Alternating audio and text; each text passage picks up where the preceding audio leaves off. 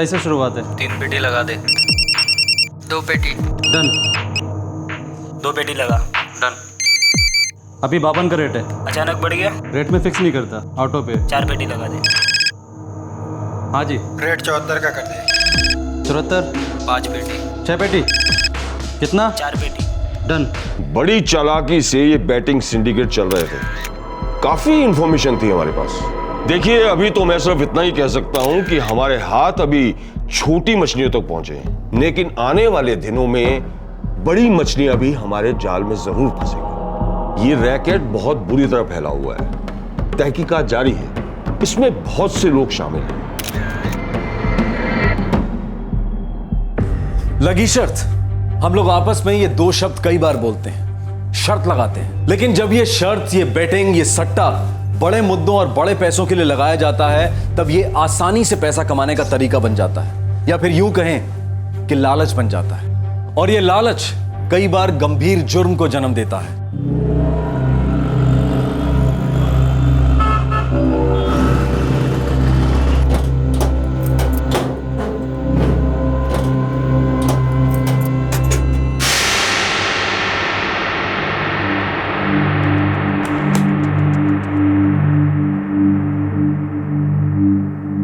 अमित, ये 20 लाख रुपए अकाउंट्स पे एंट्री कर देना। परसों डिलीवरी करनी है मेहुल वकारिया को सूरत में। मैं डिलीवरी कर दूं?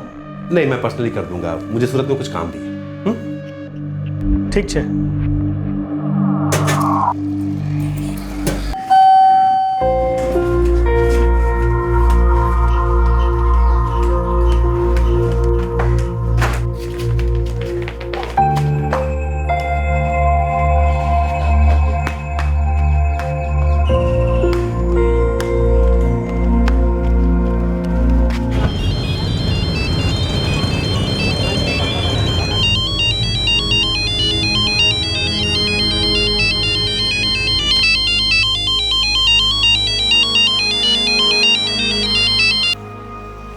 हेलो, संजय पंचाल बोल रहा हूँ। 20 लाख कीमत है। किस बात की कीमत? तुम्हारे बेटे राजू पंचाल को छुड़ाने की कीमत। क्या आप बकवास कर रहे हो तुम? ओहो, कौन? बकवास नहीं कर रहा हूं मैं। तुम्हारे बेटे राजू पंचाल को हमने उठा लिया है। बेटा जिंदा चाहिए तो 20 लाख का इंतजाम करो। मैं जानता हूँ ये सब सुनकर तुम्हारे पाँव के नीचे से जमीन खिसक रही होगी, पर ज्यादा सोचो मत। पैसों का इंतजाम करो और मेरे फोन का इंतजार, समझे?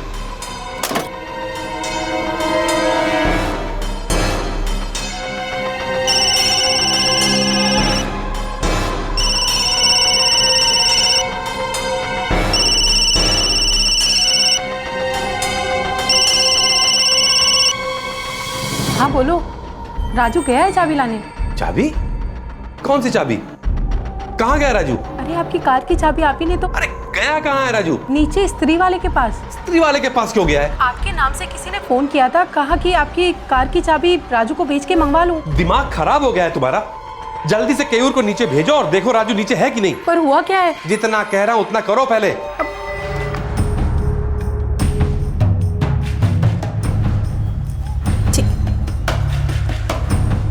कविता काकी का फोन। जय श्री कृष्ण काकी, बोलो। क्यों, तुम कहाँ हो? अभी घर पे ही हूँ काकी, बस थोड़ी देर में दुकान पे निकलूंगा। तुम जरा गली के नुक्कड़ पे स्त्री वाले की दुकान पर जाके देखो, राजू है क्या कहीं आसपास। क्या शुद्ध है? सब बराबर है ना? मुझे कुछ पता नहीं है, बस इनका फोन आया था, बहुत परेशान लग रहे थे। कहा है कि तुम्हें भेज कर दिखवाऊं कि राजू है क्या कहीं आसपास। ठीक है काकी, मैं देखता हूँ। क्या हुआ? हाँ कुछ नहीं, जरूरी काम है।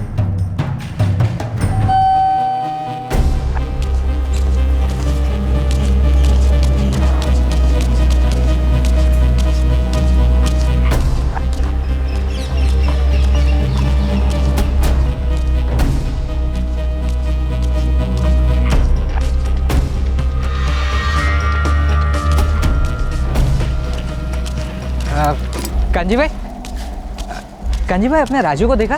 थोड़ी देर पहले यहाँ ही आया था। नहीं तो राजू यहाँ आया ही नहीं। कितने बजे की बात है? कितने बजे मतलब यही कोई 11:15 की बात है। नहीं केयूर भाई, मैंने तो नहीं देखा, और राजू को मैं पहचानता हूँ। साहब जी, राजू को बाहर जाते हुए मैंने देखा, लेकिन वो कहाँ गया हमको पता नहीं जी।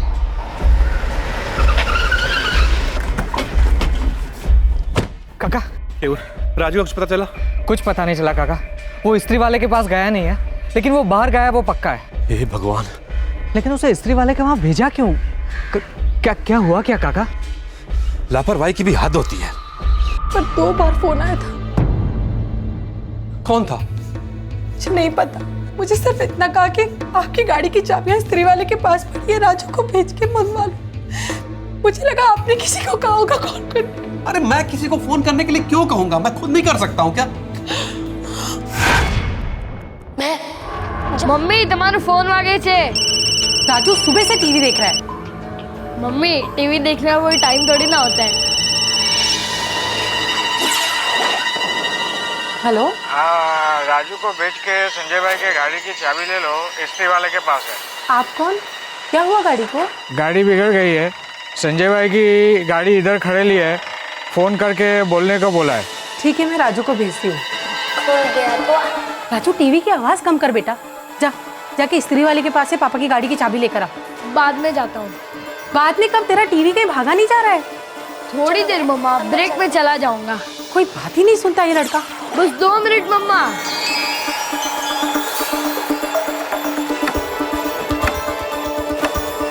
राजू जाना जल्दी।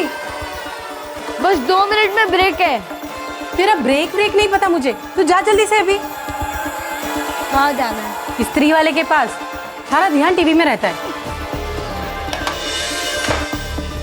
मम्मा टीवी बंद मत करना। नहीं करूंगी, जा जल्दी।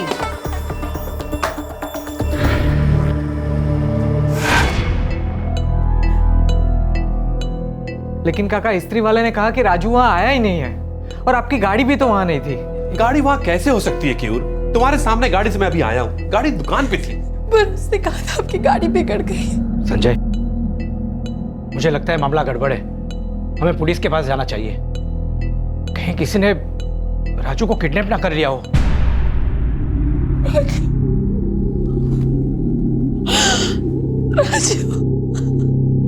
पापा की कार खराब हो गई है, इस बहाने से एक 14 साल के लड़के राजू को घर से बाहर बुलाया गया।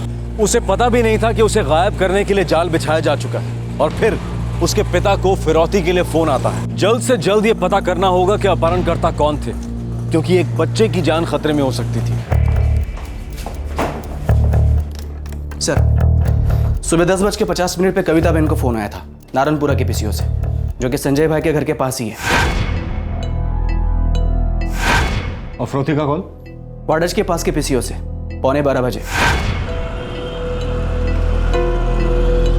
पहला कॉल आया 10:50 पर नारायणपुरा आपके घर के पास से।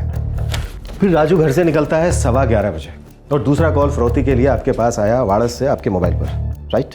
जी सर, तब बच्चा साथ ही होगा। और उसने आपसे 20 लाख रुपए मांगे? जी हाँ। दोबारा कॉल नहीं आया? नहीं। पैसा अरेंज कर सकते हो? हाँ जी।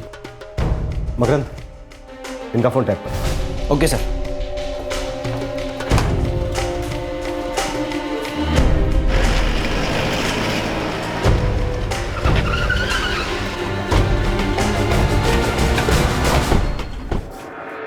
नहीं सर, राजू इधर आया ही नहीं, और कोई गाड़ी किसी ने पार्क की ही नहीं है। पीसीओ पे चल के देखते हैं।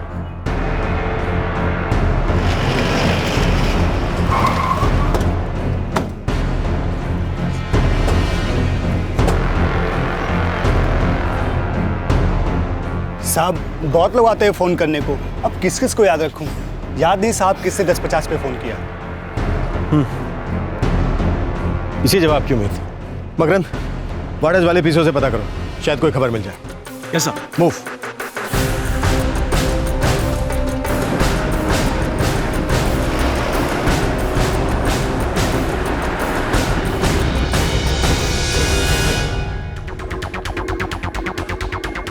ये इस्त्री वाले के लिए यही रास्ता जाता है ना? जी सर।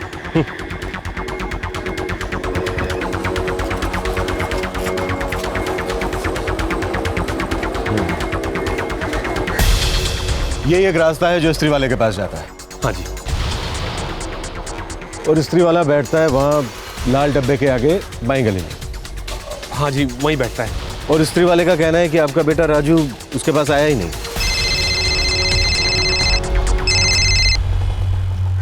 हाँ मकन। सर जैसे कि हमने सोचा था, इस पीसी वाले को भी पता नहीं है 11:15 बजे किसने कॉल किया था। वापस आ जाओ।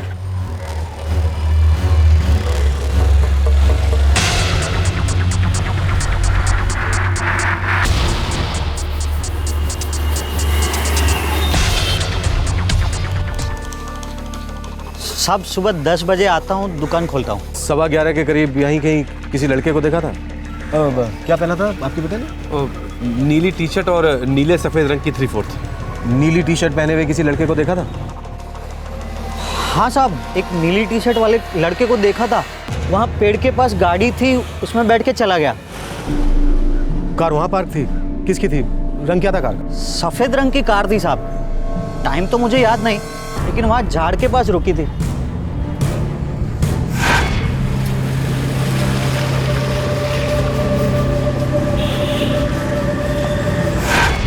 बच्चे को गाड़ी में जाते हुए देखा साहब।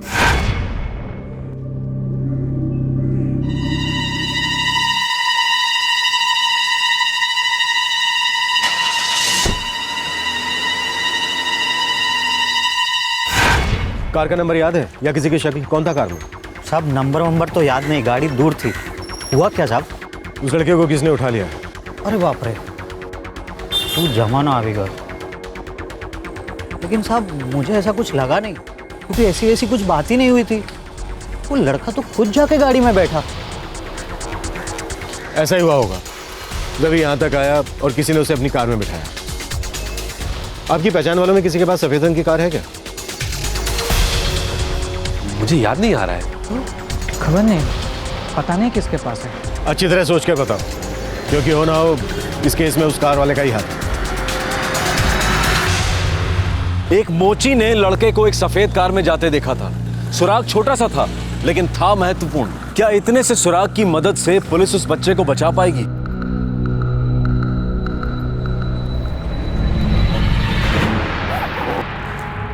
सर ये पूरे 20 लाख।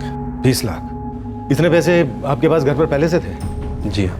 फिरौती मांगने वाले ने आपसे 20 लाख रुपए मांगे और दोबारा आपको कॉल नहीं किया। आप कहना क्या चाहते हैं? उसने आपसे 20 लाख रुपए ही मांगे जो आपके पास घर में पहले से मौजूद थे। इतना पैसा आपके पास आया कहां से और कब? कल। ये पैसा मेरे एसोसिएशन का है। मैं मर्चेंट एसोसिएशन का ट्रेजरर हूँ। ये पैसे मुझे कल सूरत में डिलीवर करने थे, उसके लिए मैं कल निकलने वाला था। आपके अलावा ये बात और कौन कौन जानता था कि घर में आपके पास इतना पैसा है? मेरा परिवार, मेरा मतलब मेरी पत्नी, मेरे बड़े भाई किशोर भाई, उनके बेटे केयूर और उसकी पत्नी मनीषा। संजय साहब, मुझे लगता है कि इस केस में कोई अंदर का ही आदमी शामिल है। आपको किसी पर शक है या कोई और जो इस बात को जानता हो? हाँ, हमारे एसोसिएशन का सेक्रेटरी है अमित वगानी, उसे ये बात पता थी। अमित, ये 20 लाख रुपए अकाउंट्स पे एंट्री कर देना। परसों डिलीवरी करनी है मेहुल वकारिया को सूरत में। ठीक है। मुझे आप सबके फोन नंबर चाहिए। अगर अपहरणकर्ता करीबी है तो आप में से किसी के नंबर पे भी कॉल कर सकता है, ठीक है?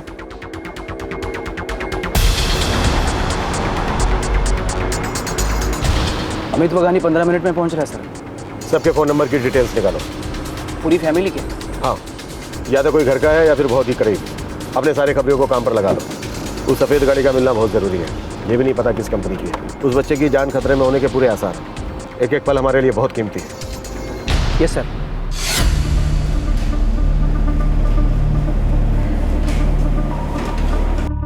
ये आपको पता था कि संजय पांचाल अपने घर पर 20 लाख रुपए लेकर गया है? जी पता था। मैं एसोसिएशन का सेक्रेटरी हूँ और वो ट्रेजरर। संजय पांचाल का बेटा राजू इस वक्त कहाँ है? साहब ये आप कैसा सवाल कर रहे हैं साहब? मैं किसी के बेटे की किडनैपिंग करूंगा? साहब 10 साल से एसोसिएशन का काम संभाल रहा हूँ। 20 लाख रुपए मेरे लिए कोई मायने नहीं रखते, और कई बार तो 50 लाख रुपए लेकर मैं घर गया हूँ। मैं ऐसा कैसे कर सकता हूँ साहब? तो कौन कर सकता है? मुझे क्या मालूम साहब, पर सर संजय सर की मैं बहुत इज्जत करता हूँ, और उनके बेटे का किडनैपिंग करना मैं ऐसा कभी सोच भी नहीं सकता साहब। आपका फ़ोन नंबर? जी 444-657843।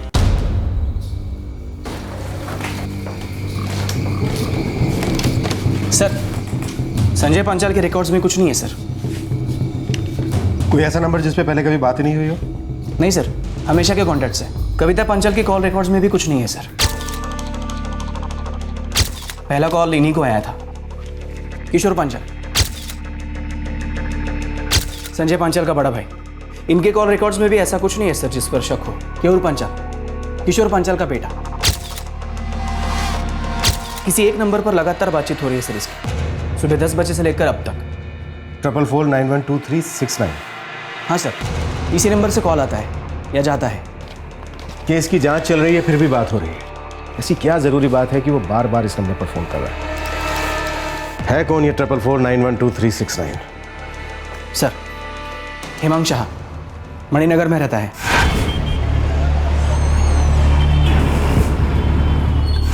इस नंबर की लोकेशन ट्रेस करो और सारा कच्चा चिट्ठा बाहर निकालो। सर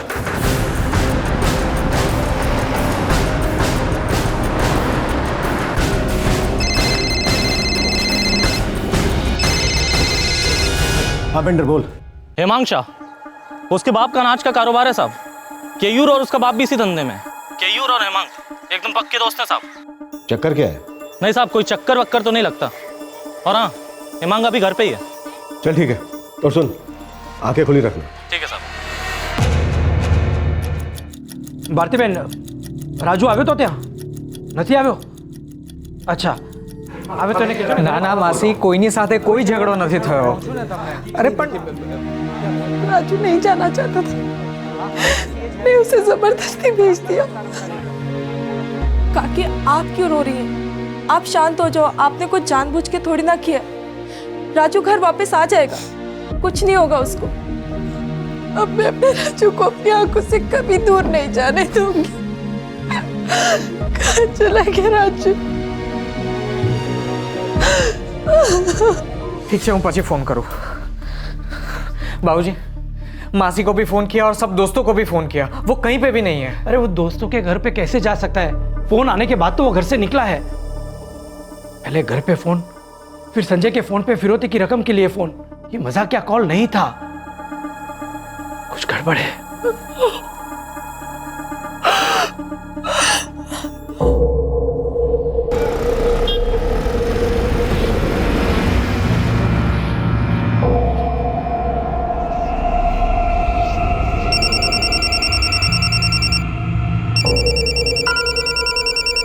हाँ बेंडर बोल। हाँ साहब, यहाँ बापू नगर में एक सुनसान गली में गाड़ी पड़ी है। सफेद रंग की है? हाँ साहब, सफेद होंडा एकॉर्ड। और हाँ साहब, और गाड़ी की पिछली सीट के पास एक बच्चे की स्लीपर रखी हुई है।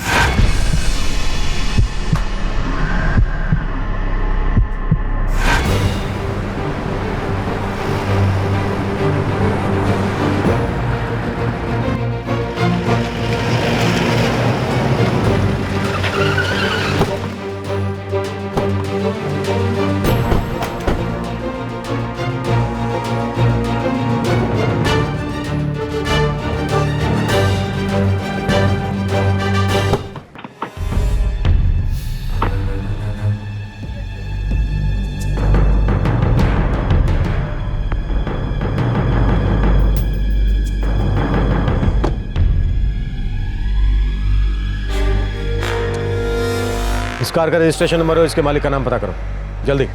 Yes sir.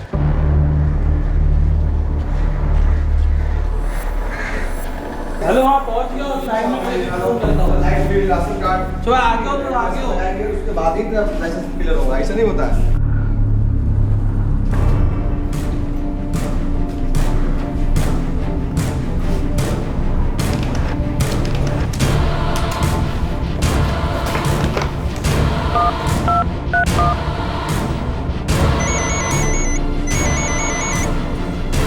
हाँ माने साहब, पता चला? हाँ, हसमुख कापड़िया 6/12 विराट अपार्टमेंट गुरुकुल रोड। गाड़ी उसी के नाम से रजिस्टर्ड है सर।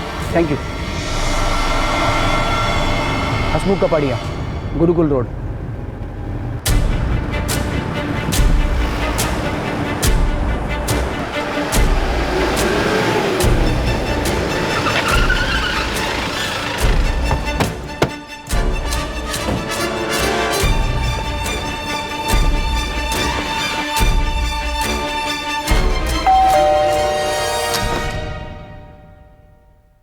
जी हसमुख कपाड़िया कौन है? जी मेरे पति हैं, पर हुआ क्या है? XYM12 3045 Honda accord. किसकी गाड़ी है ये? हमारा बेटा देवांग चलाता है। देवांग कहाँ है? घर पर ही है। तुम्हारी कार बापू नगर के पास एक सुनसान सड़क पर मिली है। कहाँ है राजू पांचाल? कौन राजू पांचाल? मैं किसी राजू पांचाल को नहीं जानता। क्या कर रहे हैं आप? किया क्या है मेरे बेटे ने? एक बच्चे का अपहरण। राजू पांचाल नाम है बच्चे का। आपको कोई गलतफहमी हो रही है। मैं सच में किसी राजू को नहीं जानता हूँ, और मेरी गाड़ी तो कल शाम से मेरे एक दोस्त के पास है। दोस्त का नाम बोल। हेमांग शाह। हेमांग शाह, उसके बाप का अनाज का कारोबार है साहब। केयूर और उसका बाप भी इसी धंधे में है। सर, हेमांग शाह केयूर का दोस्त है। दोनों के बीच में लगातार बातचीत हो रही है। मणिनगर में रहता है वो। तुम्हें हमारे साथ चलना होगा। कहाँ ले जा रहे हो मेरे बेटे को? कुछ नहीं होगा माँ, मैंने कुछ नहीं किया है। पता तो चले कि इस हेमांग ने किया क्या है।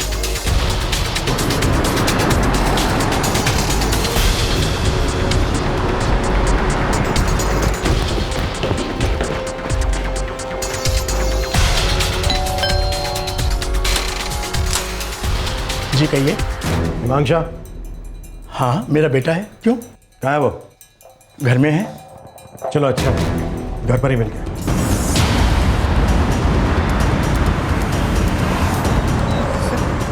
कहाँ ले जा रहे हो सर? मुझे किया क्या है मैंने? देख बेटा, थाने पहुंचने तक का टाइम है तेरे पास। सोच ले क्या किया है। एक बार थाने पहुंच गया ना तो तू सोच भी नहीं सकता कि तेरा टाइम कैसा कटेगा। सर लेकिन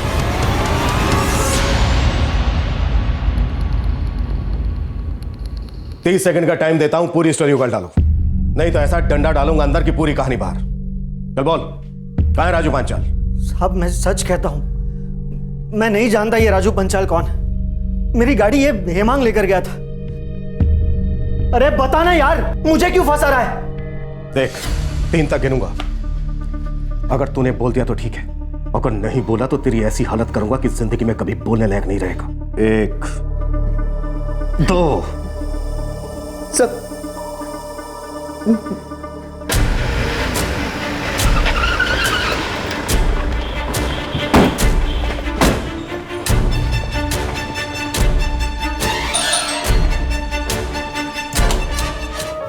इंस्पेक्टर साहब, कुछ पता चला मेरे बच्चे के बारे में? साहब मेरे पति ने किया क्या? आप बताते क्यों नहीं है? बताइए ना, मेरे बेटे को कहाँ ले जा रहे हो आप? ये तो यही बताएगा इसने क्या किया है। केयूर, मेरा बेटा कहाँ है? केयूर तुम क्या जानता है राजू के बारे में? बोलना, क्या जानता है राजू के बारे में? ले चलो इसे।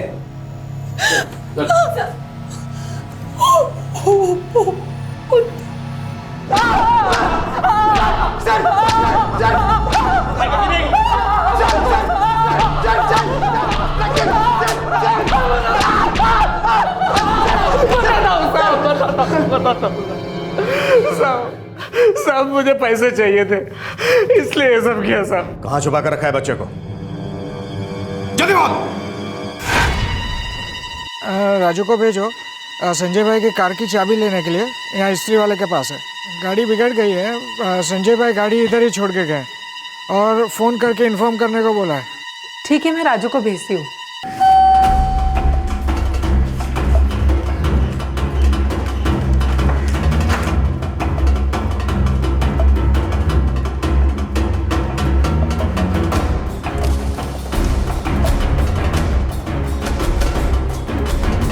राजू, तुम्हारे पापा ने मुझे ही भेजा है, मैंने ही फोन किया था। आओ अंदर बैठो, मैं तुम्हें कार तक छोड़ देता हूँ। Okay uncle.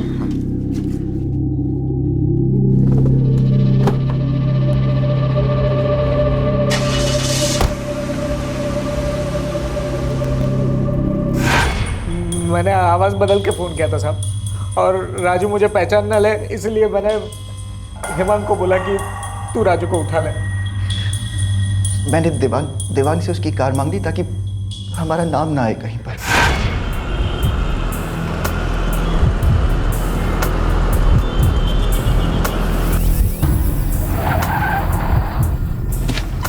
अंकल और कितनी दूर जाना है? आपने तो बोला था कि कार इस्त्री वाले के पास खड़ी है। अरे बेटा वो कार तो मैंने मैकेनिक के साथ भेजी है, बापू नगर में हमें लेने जाना है। अरे मैं तो भूल ही गया। तुम जरा 1 मिनट ठहरो, मैं तुम्हारे पापा से बात करके आता हूँ, फिर जैसे पापा कहेंगे हम वैसे ही कर लेंगे, और फिर मैं तुम्हें उनकी शॉप पर छोड़ दूंगा ना। हाँ, मैं 2 मिनट में आया।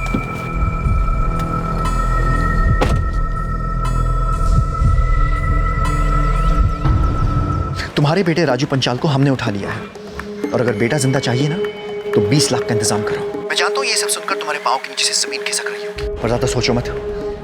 पैसों का इंतजाम करो और मेरे फोन का इंतजार।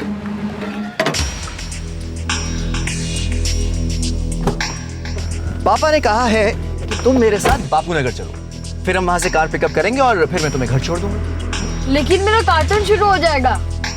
अरे बेटा, कार्टून तो रोज आते जाते रहते हैं, रिपीट देख लेना, और फिर पापा का काम भी जरूरी है ना, है ना?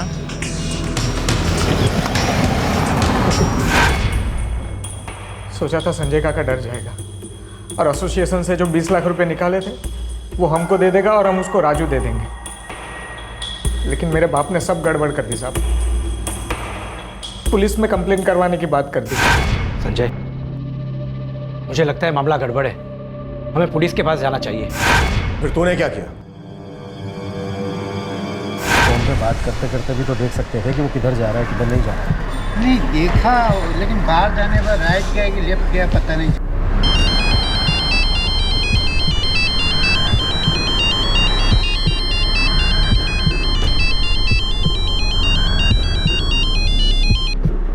हाँ केयूर, क्या हाल है? बहुत बुरा हाल है यार, बापूजी ने सब गड़बड़ कर दी।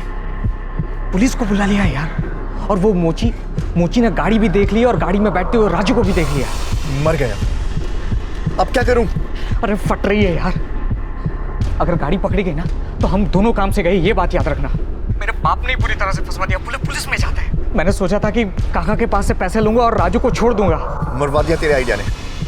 अब एक ही रास्ता है। क्या?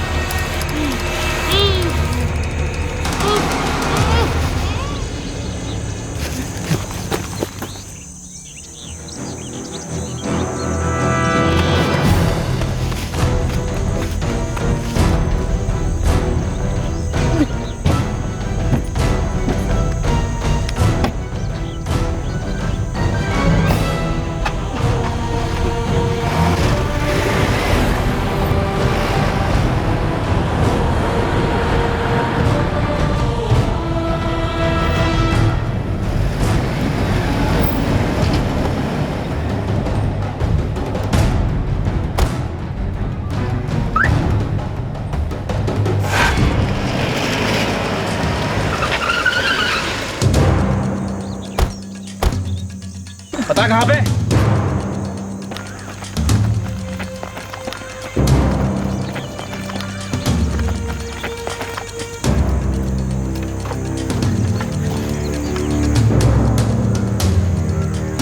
अमित,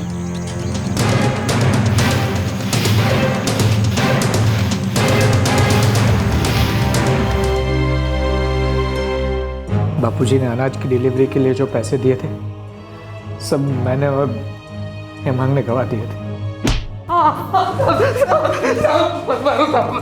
कहाँ गवाया इतना सारा पैसा? बोल! कितना? 4 पेटी। डन। 27। 2 पेटी लगा। अभी 52 का रेट है। 74। 5 पेटी। सट्टा खेला था सर। सब हार गए। 19 लाख रुपए थे साहब। 19 लाख रुपए हार गए थे और कुछ समझ में नहीं आ रहा था कि इतने सारे पैसे कहां से लाए। तभी हमें पता लगा कि संजय काका घर पे 20 लाख रुपए लेके आने वाले हैं सूरत ले जाने के लिए। हमने सोचा ये रुपए हमें मिल जाएंगे और हम बच जाएंगे।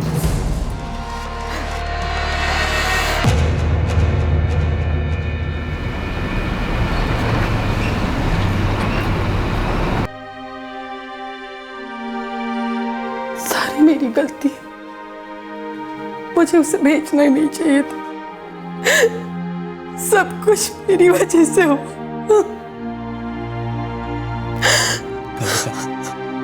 तुम खुद को दोष मत दो। तुम्हें कहां पता था कि ऐसा कुछ हो जाएगा? अरे हम में से किसी को अंदाजा नहीं था कि ऐसा कुछ होगा। केयूर तो उसका भाई था।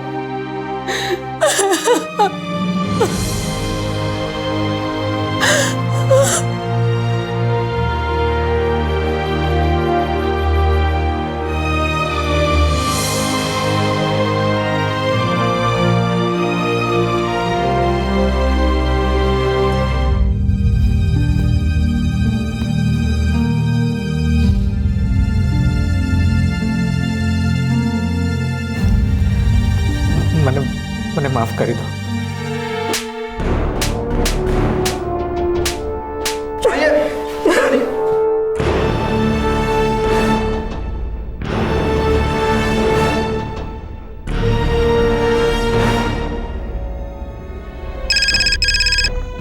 हाँ जी। रेट 74 का कर। 74 5 पेटी। 6 पेटी। कितना? 4 पेटी। डन।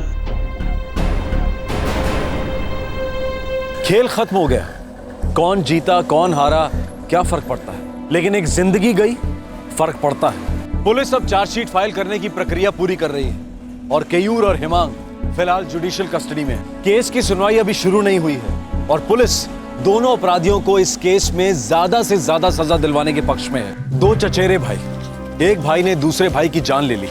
वजह बेटिंग पर लगाए गए रुपयों के नुकसान की भरपाई। बेटिंग की इंक्वायरी से कुछ हाथ लगता है या नहीं पता नहीं। क्या वो इसकी जड़ तक जाएंगे? क्या वो दोषियों को सजा दिलवाएंगे? ये तो वक्त ही बताएगा। और शायद ये भी हो सकता है कि वक्त के साथ हम भी भूल जाएं और वो भी, और हम अपनी रोजमर्रा की जिंदगी में व्यस्त हो जाएं। ये कोई पहला केस नहीं है जहां लालच की वजह से किसी की जान गई। क्या ये आखिरी केस होगा? क्या ये लालच कभी खत्म होगा?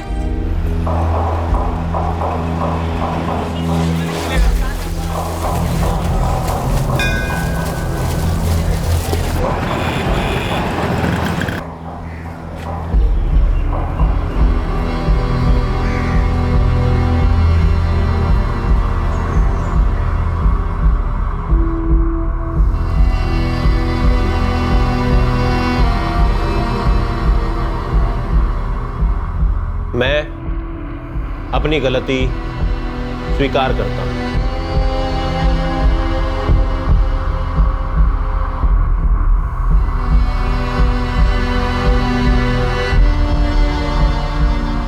मुझसे जुर्म हुआ है, मैं इसकी पूरी जिम्मेदारी लेता हूं और माफी चाहता हूं। इसके लिए मैं और सिर्फ मैं जिम्मेदार हूं। गोपाल शिंदे।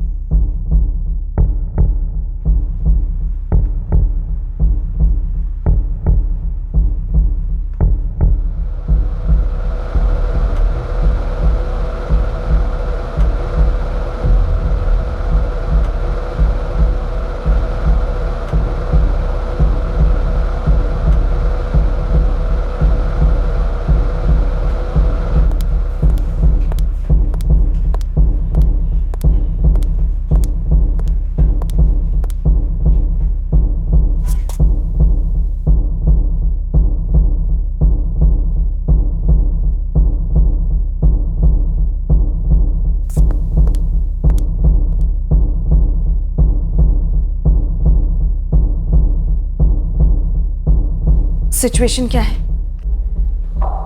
फिलहाल तो कंट्रोल में लग रही है। क्या लगता है सिचुएशन संभल जाएगी? हमारे पास कोई और चारा भी तो नहीं है।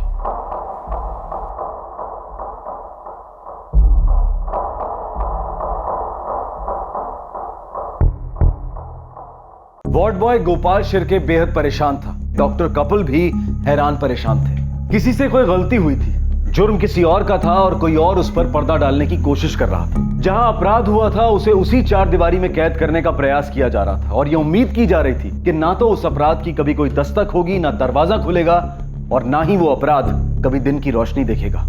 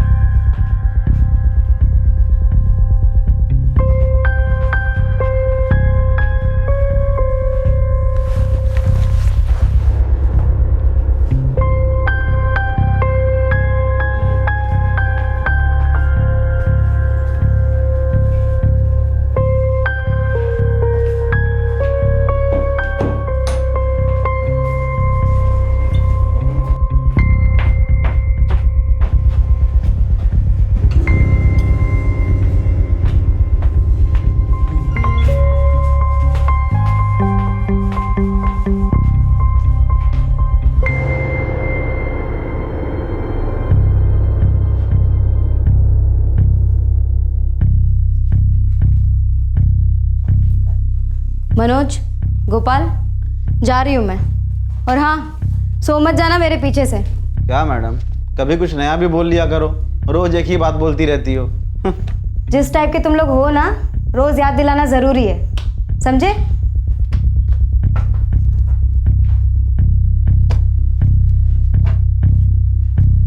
यार ये बहुत प्रवचन देती रहती है।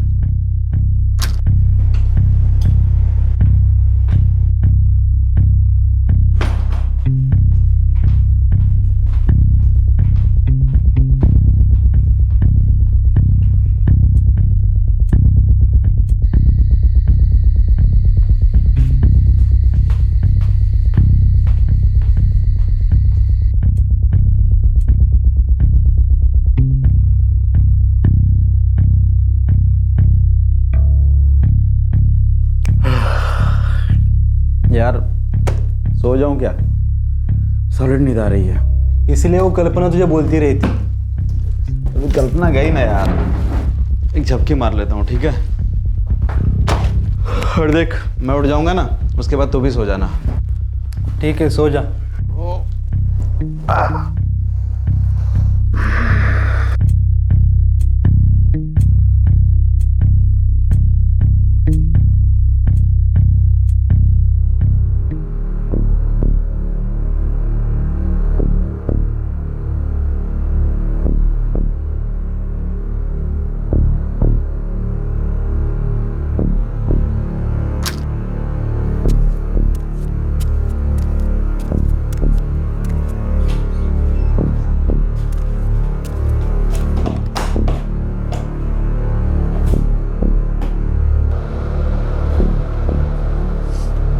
क्या हुआ प्रिया?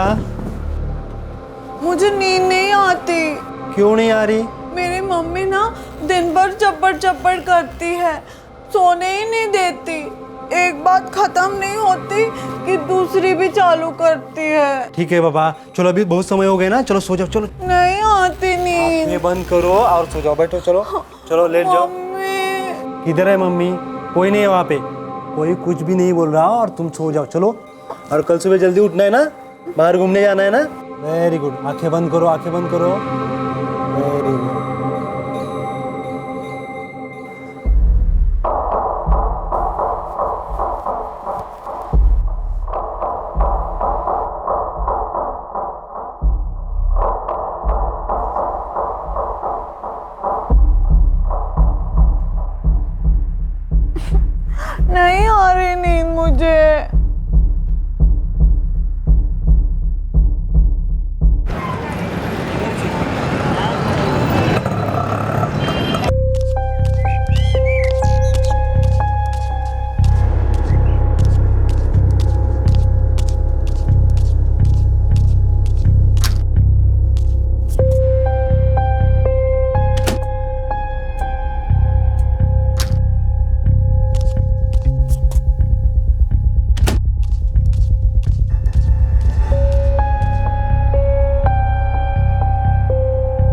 ताई दवाई कड़वी ही होती है।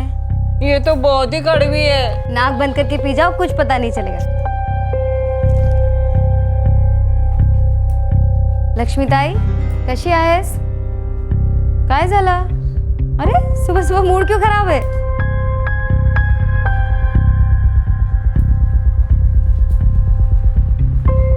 प्रिया, प्रिया चलो उठो, 9 बज गए, उठो। थोड़ी और देर सोने दो ना। बहुत हुआ सोना, अभी घूमने का टाइम है ना, चलो उठो। दीदी कल रात को ना मुझे एकदम नींद नहीं आई। क्यों? हमेशा की तरह मम्मी ने मुझे परेशान किया।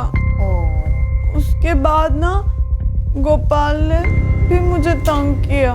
क्या किया गोपाल ने?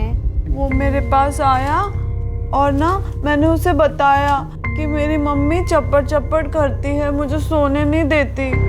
तो उसने बोला कि मैं तुम्हें अच्छे से सुला दूंगा और उसने मुझे बहुत परेशान किया, मुझे तंग किया, मुझे सोने नहीं दिया।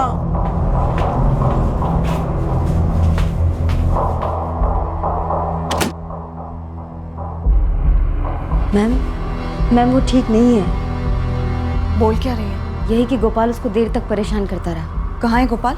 उसकी रात की शिफ्ट थी, अभी तो वो घर चला गया। तुम एक काम करो, प्रिया को लेकर आओ, मैं उससे बात करूँ। Okay ma'am. प्रिया मुझे बताओ क्या हुआ था?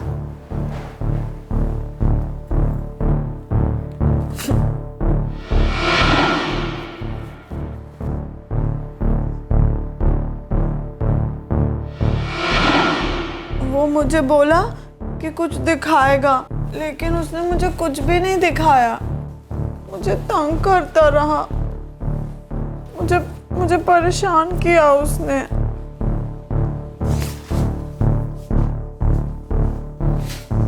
मुझे अब क्या करना होगा? कुछ नहीं प्रिया, बस लेट जाओ। गुड गर्ल ना, चलो।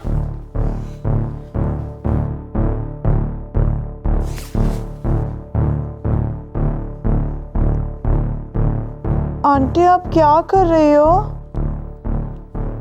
कुछ नहीं प्रिया, तुम बस आराम से लेटी रहो।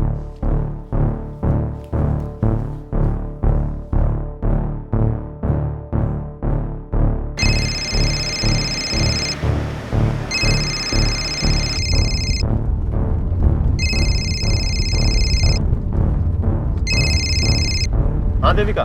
प्रदीप कहाँ हो तुम? मैं दूसरे हॉस्पिटल आया था कंसल्टेंसी के लिए। क्यों, क्या हुआ?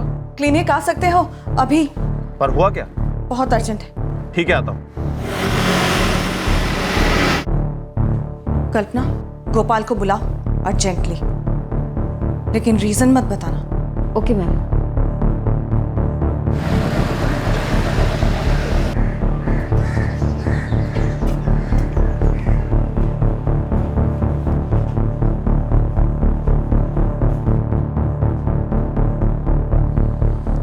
कहाँ है गोपाल?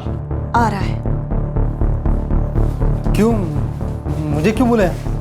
ये तो सर और मैडम ही बताएंगे।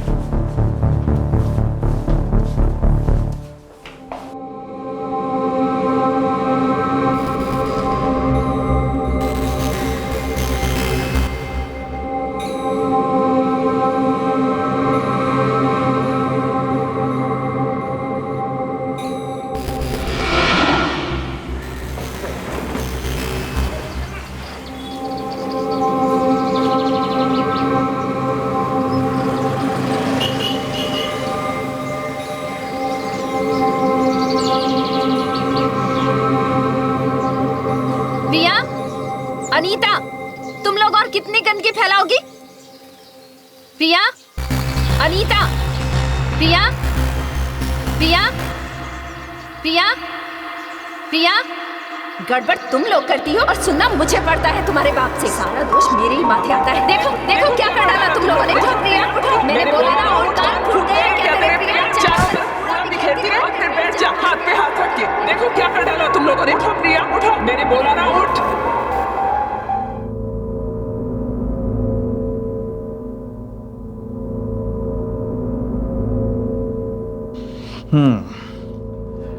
ये पहली बार हुआ है ऐसे तो नहीं लगता।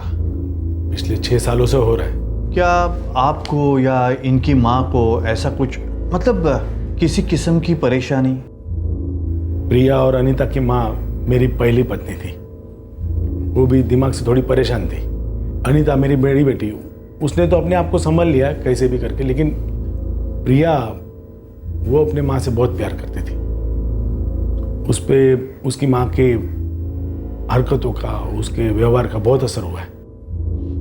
कहाँ है इनकी माँ? पता नहीं। कुछ 3 साल पहले एक कागज के टुकड़े पे मैं जाती हूँ, कभी नहीं आऊंगी करके लिख के चली गई। हमने बहुत ढूंढा लेकिन कहीं नहीं मिली। हमने पुलिस कंप्लेंट भी किया। प्रिया को लगातार लंबे इलाज की जरूरत है। आपको किसी स्पेशलिस्ट डॉक्टर से मिलना चाहिए।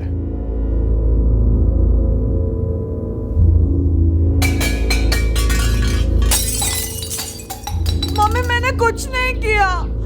तुम हमेशा मुझे ही क्यों टोकती हो? मैंने कुछ नहीं किया। प्रिया, कोई तुझे कुछ नहीं बोल रहा है। मम्मी नहीं है वहाँ पर। प्लीज दरवाजा खोल। साला प्रिया, दरवाजा खोल। देखो ऐसा कुछ मत करना जिससे तुम्हें चोट लग जाए। सुन रही है ना तू? प्रिया देख, मैं तेरी आई हूँ। देख तेरी आई कितने प्यार से तुझे बुला रही है। प्रिया दरवाजा खोल।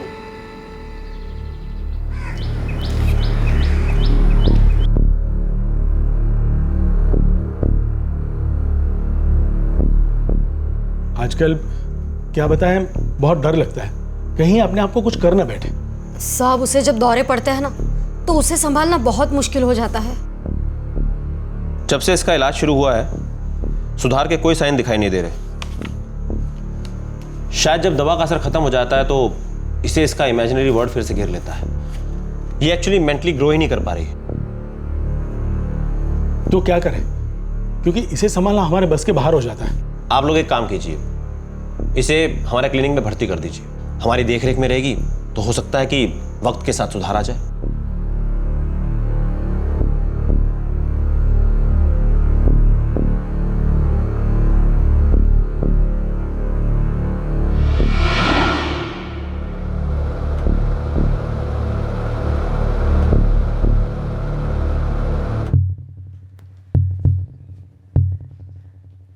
क्या हुआ था गोपाल? कुछ नहीं मैडम, मैंने तो बस उसको सुलाया था। देख गोपाल, प्रिया की हालत जैसी भी हो, लेकिन तू ये मत समझना कि जो तूने उसके साथ किया है वो सामने नहीं आएगा। साहब, मैंने कुछ भी नहीं किया। तूने कुछ नहीं किया है? तूने उसे सेक्सुअली वायलेट किया है। मैंने खुद प्रिया का चेकअप किया है और प्रिया ने मुझे साफ साफ बताया कि तूने उसे हैरेस किया है। देख गोपाल, तूने जो कुछ भी किया है सच सच बता दे, वरना मुझे तुझे पुलिस के हवाले करना पड़ेगा।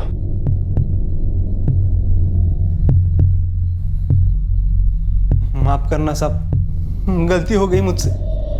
रोक ही नहीं पाया खुद को। पता ही नहीं क्या भूत सवार था।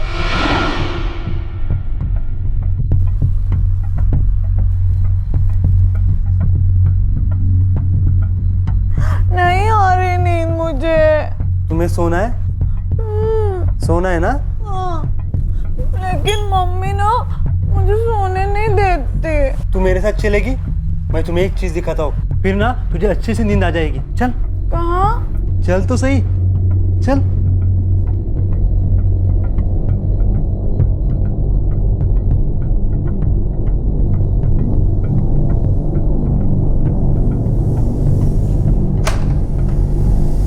चल दिखाता हूँ। क्या है? अंदर चल तो सही।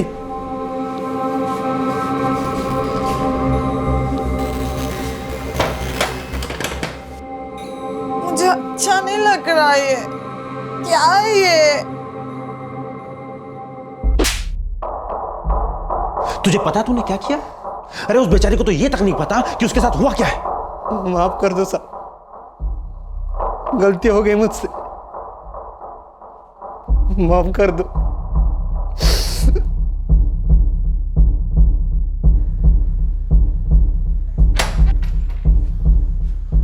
फोन दे।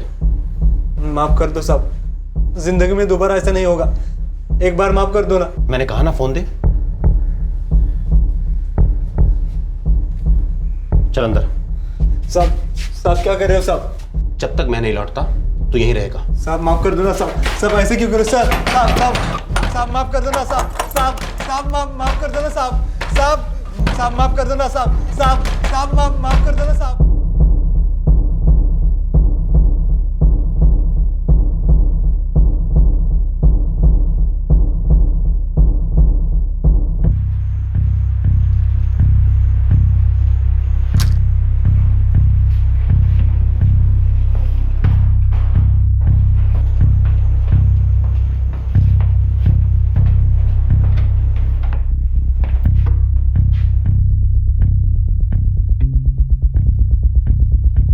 देखिए, ये मामला बहुत ही डिस्टर्बिंग है और हम लोग बहुत ही सावधानी से इसे संभालने और ठीक करने की कोशिश कर रहे हैं और आप लोग भी इसे बहुत ही सावधानी से हैंडल करें ऐसी उम्मीद करते हैं। मैं जानता हूं कि आप लोगों ने हमेशा अपना काम बहुत ही जिम्मेदारी के साथ किया है, लेकिन उस कमीने की टुच्ची हरकत की वजह से आज क्लिनिक के नाम पर कीचड़ उछलने की नौबत आ गई है। हमारी इज्जत पर धब्बा लग सकता है। आप लोग समझ रहे हैं ना मैं क्या कहना चाह रहा हूं? देखिए, हम सब प्रिया की हालत से वाकिफ हैं, उसके दर्द को समझते हैं, महसूस करते हैं और हम अपनी तरफ से पूरी कोशिश करेंगे कि हम उसका अच्छे से ख्याल रखें, उसका इलाज अच्छे से हो। पर ये जो कुछ भी हुआ है, इस सिचुएशन को संभालने के लिए हमें फूंक कर कदम रखना होगा। ये क्लिनिक की इज्जत का सवाल है। एक बार नाम डूबा तो हमारे लिए और हमारे परिवारों के लिए अच्छा नहीं होगा। इसलिए जो कुछ भी हुआ है हम उस पर मिट्टी डाल दें और इस बात का जिक्र किसी से ना करें, क्योंकि इससे कोई फायदा नहीं होगा।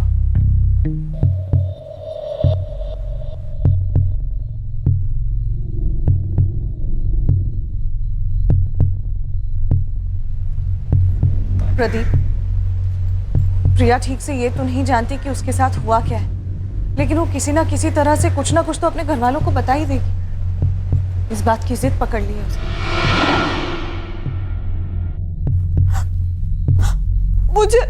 मुझे बहुत दर्द हो रहा है। प्रिया, मैं अभी तुम्हें दवाई दे दूंगी, तुम बिल्कुल ठीक हो जाओगी। मुझे बाबा से मिलना है, मुझे दीदी से भी मिलना है, मुझे उनसे मिलाओ ना, अभी मिलना है, मुझे मिलाओ ना उनसे। तुम बिल्कुल ठीक हो जाओगी, आराम करो प्रिया। मेरी बात कराओ ना उनसे अभी। प्रिया मेरे ख्याल से हमें उसके घर वालों को बुलाकर बात करनी चाहिए। और अगर उन्होंने मामला पुलिस तक ले जाने की जिद की तो? तुम चिंता मत करो, मैं सब संभाल लूंगा। और फिर शुरू हुआ मामले को दबाने के लिए एक गुप्त अभियान। उन्होंने कुछ ऐसा स्वांग रचा। चलो एक बार में निकल जाओ इसे जल्दी से। पहले पानी दो। पहले दवा लो, मुझे पता है तुम बाद में लोगी नहीं। चलो चलो।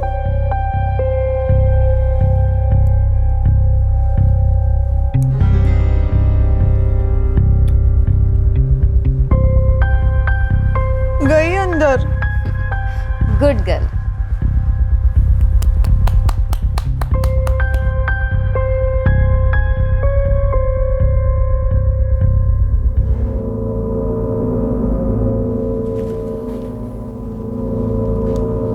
अगर पुलिस के हवाले कर दिया ना मैंने तुझे, तो मार मार के भुर्ता बना देगी तेरा।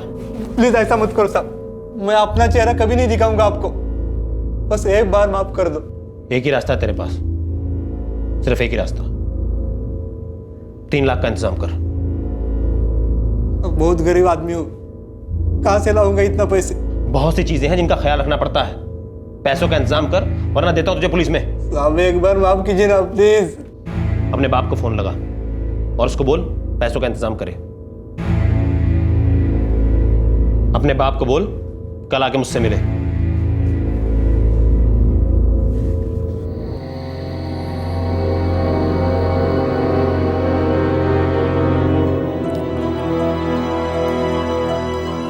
क्या हुआ, कुछ कहा उन्होंने?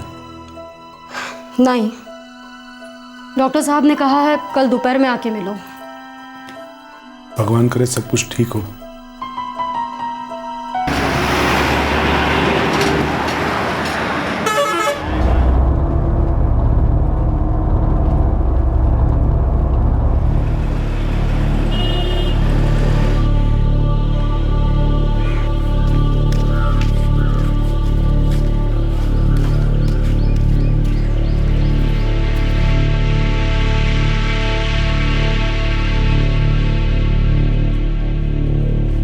सुनिए जी।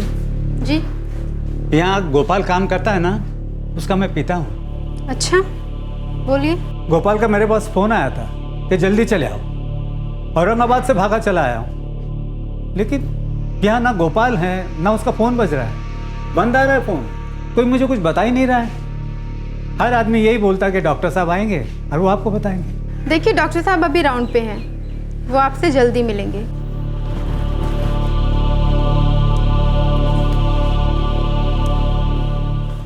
साहब, गोपाल कहाँ है?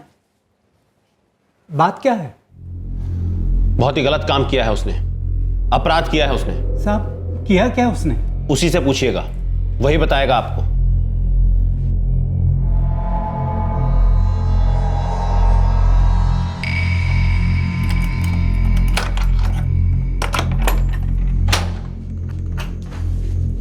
जाइए।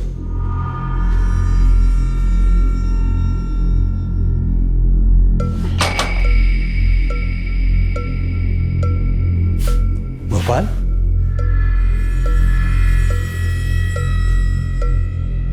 गोपाल तुम चुप क्यों? और ये सब लोग क्या छुपा रहे हैं मुझसे? और तूने इतने घाई से मुझे क्यों बुला लिया? बोलो गोपाल। मुझे मेरे बाबा से मिलना है। कब आएंगे वो? हाँ, अभी मिलना है मुझे। प्रिया, थोड़ा सब्र रखो, बाबा आ रहे हैं, आ जाएंगे। मुझे ना बहुत बहुत गुस्सा आता है और ना वहाँ पे दुखता भी है। वो गोपाल बहुत गंदा है। प्रिया ने रट लगा रखी है। जब तक वो अपने बाबा से बात नहीं कर लेती, वो इस बात को भूलने वाली नहीं है। इस बात ने उसके दिमाग पर बहुत गहरा असर किया है। तुम चिंता मत करो, मैं कोई रास्ता निकालता हूं। पहले मैं गोपाल के बाप से निपट लूं, उसके बाद प्रिया की फैमिली को देखूंगा। गोपाल ऐसे कैसे कर सकता है तू? बाबा, गलती हो गई मुझसे, बहुत बड़ी गलती हो गई बाबा। वो संभाल ही नहीं पाया खुद को मैं। बाबा बाबा बचाओ ना मुझे। बाबा बाबा, पैसे का इंतजाम करो ना बाबा। बाबा मैं मर जाऊंगा नहीं तो यहाँ पे। बाबा मुझे छुड़ाओ ना बाबा। बाबा तुमच्या पोरासाठी काहीतरी करा ना बाबा। देखिए, मैं किसी को ब्लैकमेल नहीं कर रहा हूं। तो आप किसी से पैसे कैसे मांग सकते हैं साहब? आपके बेटे ने गंभीर जुर्म किया है। आप जानते हैं ना कि अगर पुलिस को पता चला तो क्या होगा? आप भी तो डरे हुए हैं साहब। अगर पुलिस को पता चल जाएगा तो क्लिनिक के नाम पे भी धब्बा लगेगा साहब। सुनिए, मैं पुलिस को भी बुलाऊंगा, मीडिया को भी बुलाऊंगा और प्रेस को भी, और उनसे कह दूंगा कि इंटरनल जांच चल रही है और अपराधी पर उचित कार्रवाई होगी। ज्यादा से ज्यादा क्या होगा, हमें उस लड़की का सारी जिंदगी मुफ्त इलाज करना पड़ेगा। हम कर देंगे, हमें कोई फर्क नहीं पड़ेगा। लेकिन आप सोच लीजिए, आपके बेटे गोपाल और आपके परिवार के साथ क्या होगा। इसलिए आपके लिए बेहतर यही होगा कि आप शाम तक पैसों का इंतजाम कर लीजिए, वरना आपके और आपके बेटे के लिए अच्छा नहीं होगा।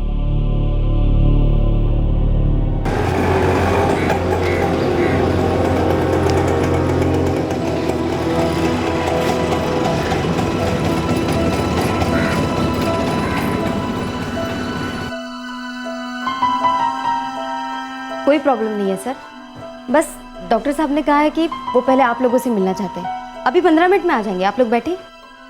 पण कहा हुआ क्या है? हम सीधे प्रिया से क्यों नहीं मिल सकते? कुछ भी तो नहीं हुआ सर। कुछ तो जरूर हुआ है, वरना आप हमें प्रिया से सीधे मिलने क्यों नहीं दे रही हैं? आप लोग बैठिए, मैं अभी आती हूँ। बैठिए आप लोग। अरे पण अरे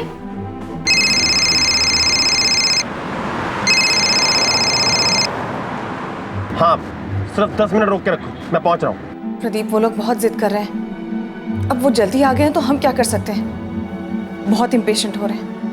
अब प्रिया से मिलने से हम उन्हें ज्यादा देर तक रोक नहीं पाएंगे। अच्छा ठीक है, उन्हें मिलने दो, मैं आकर हैंडल करता हूँ। प्रिया से मिलने दो उन्हें।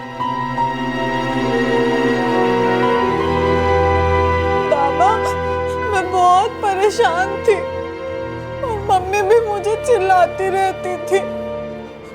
फिर वो गोपाल आया और उसने कहा कि वो मुझे सुला देगा। फिर वो मुझे बाहर लेकर गया दूसरे कमरे में और मुझे बोला कि मैं कुछ दिखाऊंगा। मैंने उसको पूछा क्या दिखाएगा क्या दिखाएगा, लेकिन उसने कुछ भी नहीं दिखाया। उसने मुझे परेशान किया, तंग भी किया। वो गोपाल है ना, वो बहुत गंदा है। प्रिया प्रिया सुन बेटा, क्या किया उसने? हाँ प्रिया।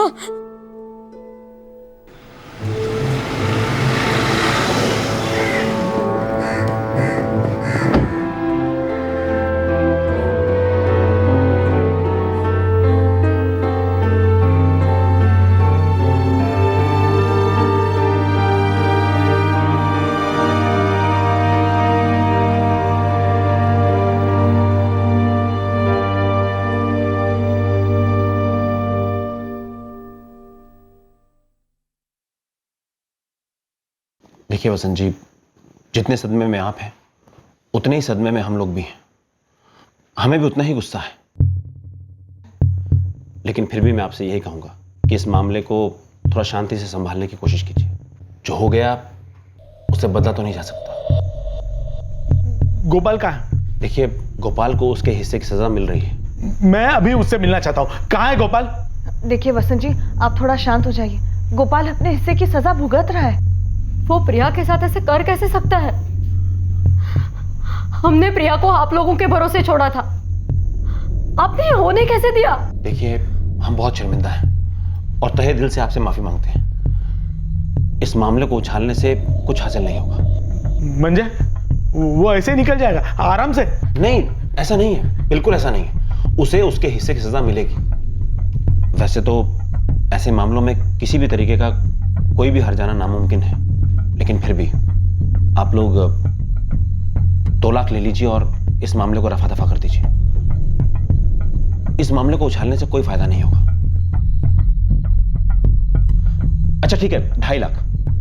मैं जानता हूं कि इस पैसे की आपके लिए क्या अहमियत है, और हम वादा करते हैं हम प्रिया का पूरी तरह से ख्याल रखेंगे, वो भी बिल्कुल मुफ्त। प्लीज आप समझने की कोशिश कीजिए।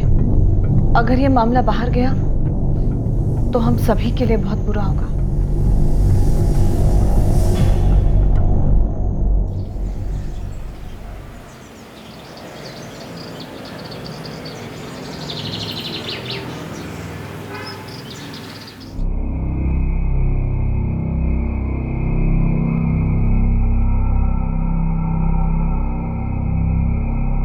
हाँ ठीक है, ओके।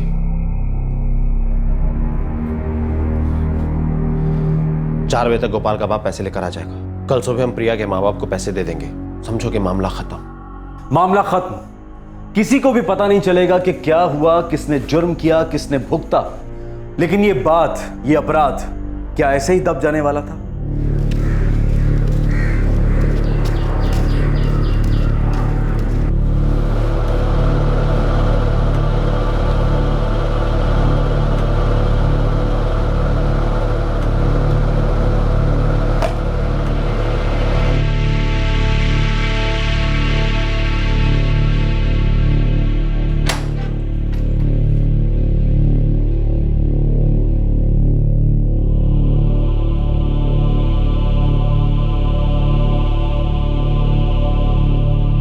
साहब, मैं 1 रुपया नहीं दूंगा।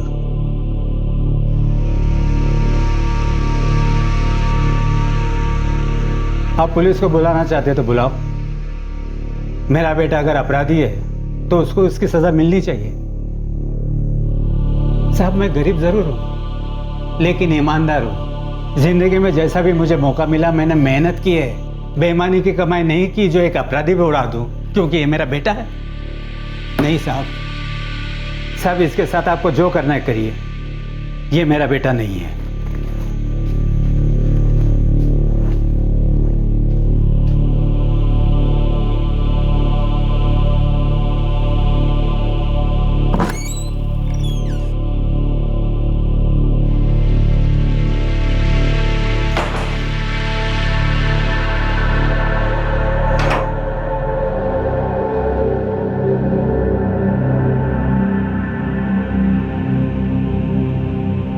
अब हमें ही कुछ करना होगा।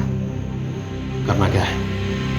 अपनी जेब ढीली करनी पड़ेगी। और इस गोपाल का क्या करें? वही मैं भी सोच रहा हूँ। इसे ऐसे ही नहीं जाने देना चाहिए हमें यहाँ से। मुझसे जुर्म हुआ है, मैं इसकी पूरी जिम्मेदारी लेता हूं और माफी चाहता हूं। इसके लिए मैं और सिर्फ मैं जिम्मेदार हूं। गोपाल शिर्के। मैं पैसों का इंतजाम करके आता हूं। और लेटर? ड्रॉर में है।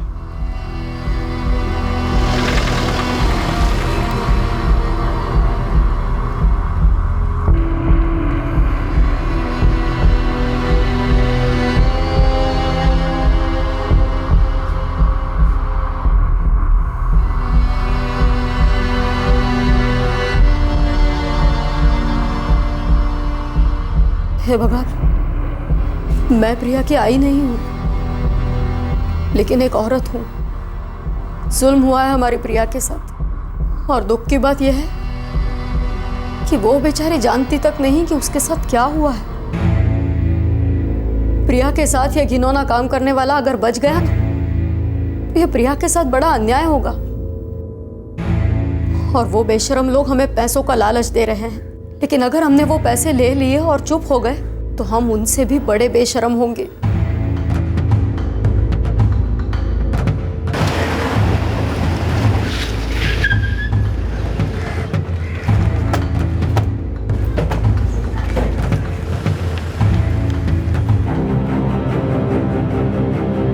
तुरंत बुलाइए अपने हस्बैंड डॉक्टर प्रदीप को, जहां भी है वो, और बताइएगा मत कि हम यहाँ पे हैं।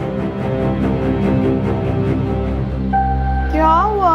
हम कहाँ जा रहे हैं? प्रिया बेटा, तुमने कहा था ना कि गोपाल ने तुम्हें तंग किया, इसलिए हम तुम्हें यहाँ से ले जा रहे हैं। अब तुम्हें कोई परेशान नहीं करेगा।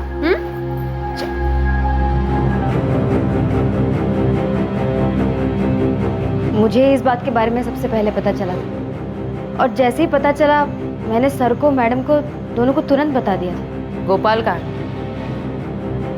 है? गोपाल? उसे स्टोर रूम में बंद करके रखा है।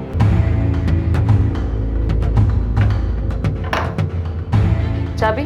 प्रदीप सर के पास, वो हमेशा अपने पास ही रखते हैं।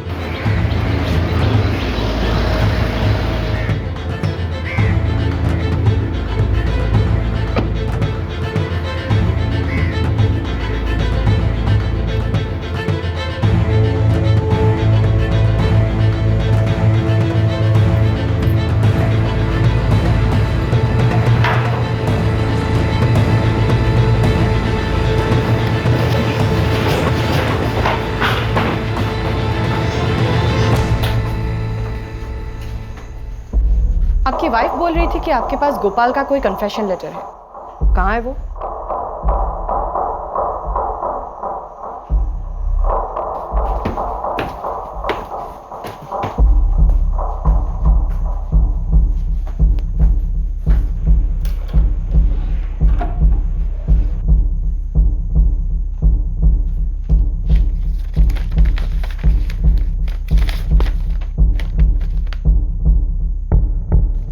सारे स्टाफ के, सबके बयान दर्ज करो। Yes ma'am. और आप दोनों को हमारे साथ चलना होगा।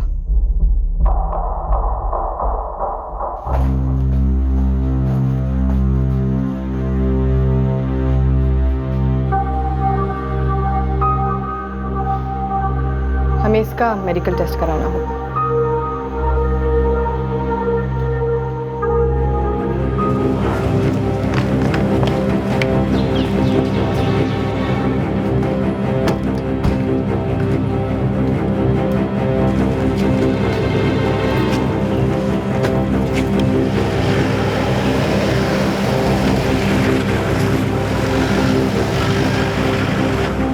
जुर्म पर पर्दा डालने की सारी कोशिश बेकार गई।